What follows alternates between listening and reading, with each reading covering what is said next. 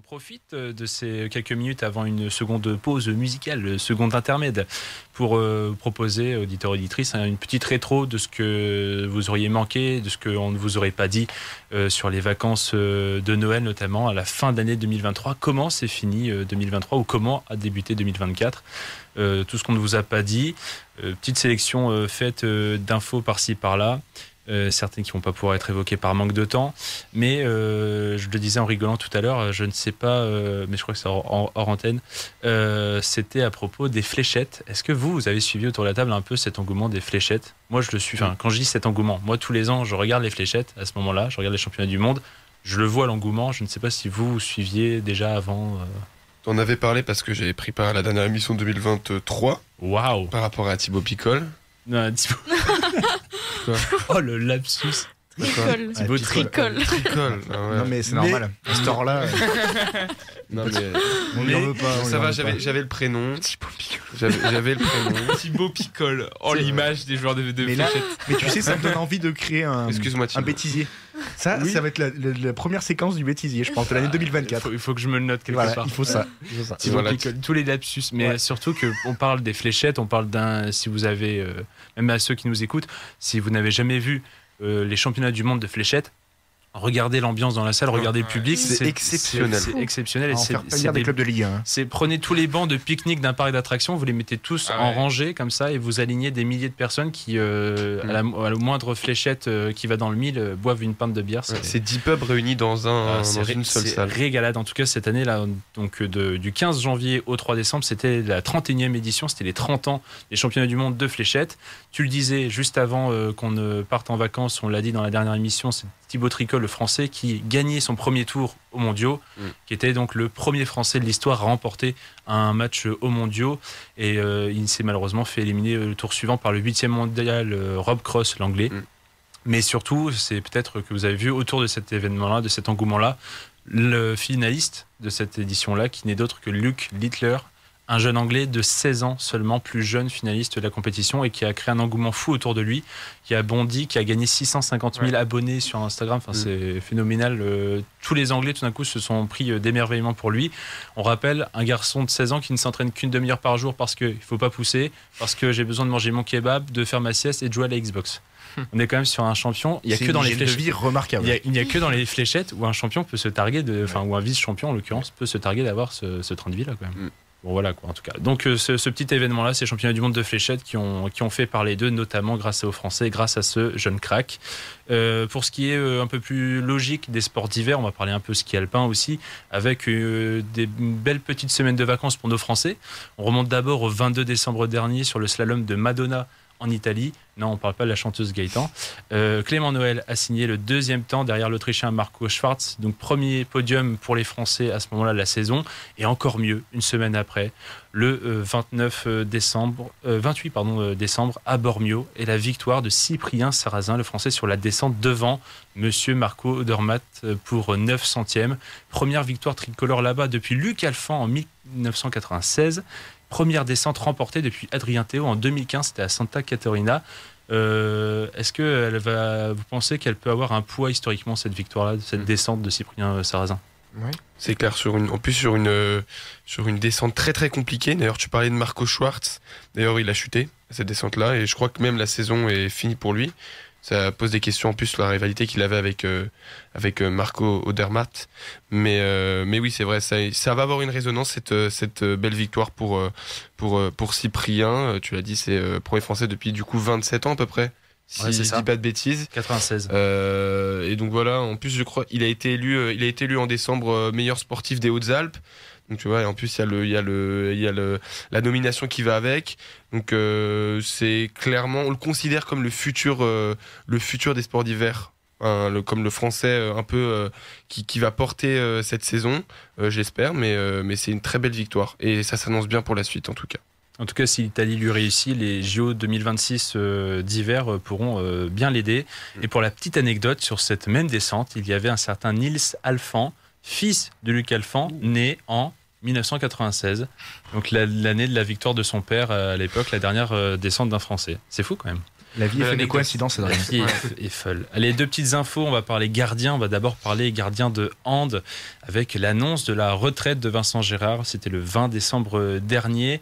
Le gardien international français qui est en train de doucement se remettre d'une blessure a fait un entretien au journal L'Équipe et a annoncé qu'il voudrait prendre sa retraite à la fin de la saison. Alors, quel moment le faire, puisqu'il rêve quand même de participer au JO de Paris 2024, ce qui serait le parfait gong final pour lui.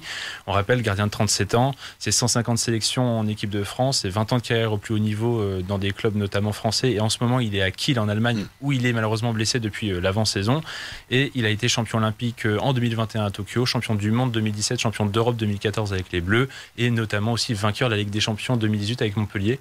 Ce Vincent Gérard, un grand Vincent Gérard dans l'histoire des Bleus? Ah bah oui, je pense qu'il fait partie des plus grands gardiens de l'histoire de l'équipe de France. Franchement, on a la chance d'avoir à ce poste-là des légendes en fait, mais même du handball mondial quoi. Donc, et Vincent Gérard, même si il a commencé dans l'ombre de Thierry Omeyer, il a fait partie de cette équipe de France dans la post-Thierry Omeyer, même pendant, mais même juste après, il a fait partie de cette transition absolument magistralement réussie. De ses premiers titres, champion d'Europe 2014, champion du monde 2017, il est là. Champion du monde 2017, il assure dans les cages quand Titi. Et c'est justement ça, je rebondis sur ce que tu dis.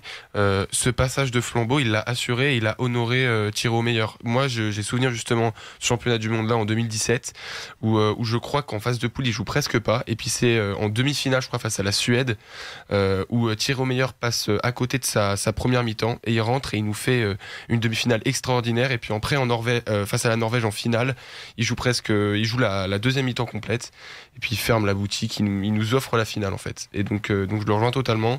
Il a été dans l'ombre de Thierry Omeyer, mais après il l'a honoré et c'est clairement un des meilleurs gardiens, une figure de l'équipe de France de hand. Et puis en plus c'est un personnage, Vincent Gérard, on le voit on l'a lu dans l'interview dont tu parlais dans l'équipe dans laquelle il annonce la fin de sa carrière. Il a son franc-parler. Je crois qu'il était président de l'association du syndicat des joueurs de première division. C'est un joueur qui est engagé, qui dit ce qu'il pense.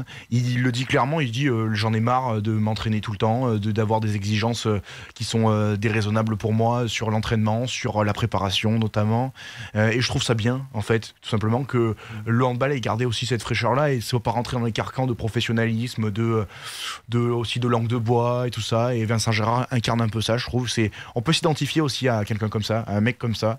Donc c'est une figure importante. Et puis aussi, ça met un coup de pression sur Guillaume Gilles, mine de rien, sur cette petite annonce. Parce qu'il se dit, ok, c'est sa dernière compétition, c'est un coup de pression implicite, en lui disant, tu me sélectionnes ou j'ai fini ma carrière pour les Jeux. Donc, sachant qu'il y a de la relève derrière, c'est intéressant comme je trouve, c'est bien joué de sa part en tout cas. Sachant que tu parles de relève, un tout petit mot très très court pour ensuite passer à la suite et puis passer à la musique, mais remplacé à Dunkerque par un certain Samir Belhassen. Ouais. Samir Belhassen qui est finalement arrivé à Kiel cet été parce que Vincent Gérard s'était blessé et que Kiel l'avait dans sa petite liste, et c'est Samir Belhassen qui devrait garder les cages de l'équipe de France pour le championnat d'Europe à venir ce mois-ci. Donc là aussi, on sait qu'au niveau du gardien, on le disait, on manque jamais de personnes, et peut-être que Samir Belhassen pourra, dans la lignée de Omeyer et Vincent Gérard, inscrire une petite décennie en équipe de France. Un autre gardien aussi pour finir un peu cette page rétro, c'était autour du gardien de l'équipe de France de football ancien, Hugo Lloris, qui s'en est allé rejoindre le Los Angeles FC aux États-Unis. Il quitte enfin, si on peut dire, les Spurs de Tottenham après 11 saisons passées à Londres et 9 avec le brassard de capitaine. Un dernier défi donc certainement pour le Niçois de 37 ans, on le rappelle, et qui a été amplement applaudi et honoré à la mi-temps du match du 31 décembre dernier entre Tottenham et Bournemouth.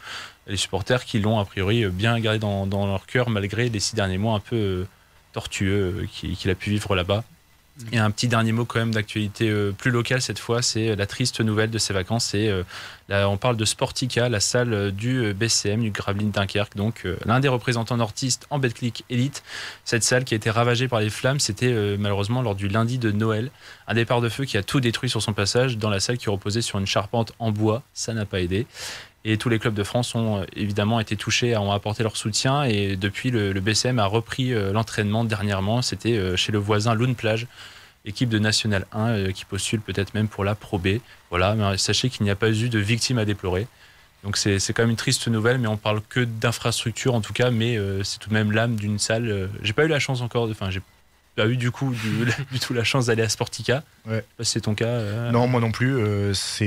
Il y en a. Enfin, j'ai des copains qui y sont allés juste avant, là, au mois de novembre, au mois d'octobre et tout. Et le souvenir qu'ils en ont, c'est une salle assez petite, assez chaude en fait, dans l'ambiance, dans la conception de cette salle-là, l'architecture. L'image du Nord. Ouais, très familiale, super ambiance, à l'image du Nord absolument.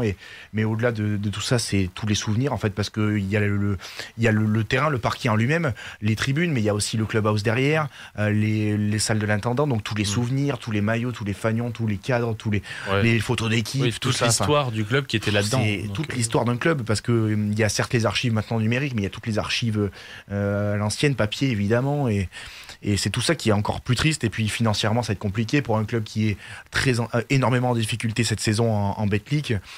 C'est en termes sportifs, je peux parler pour un maintien qui va être compliqué à assurer. Donc voilà, les dirigeants du BCM disaient que ça va peut-être souder d'une manière assez inédite le club, les dirigeants, les joueurs et tout ça.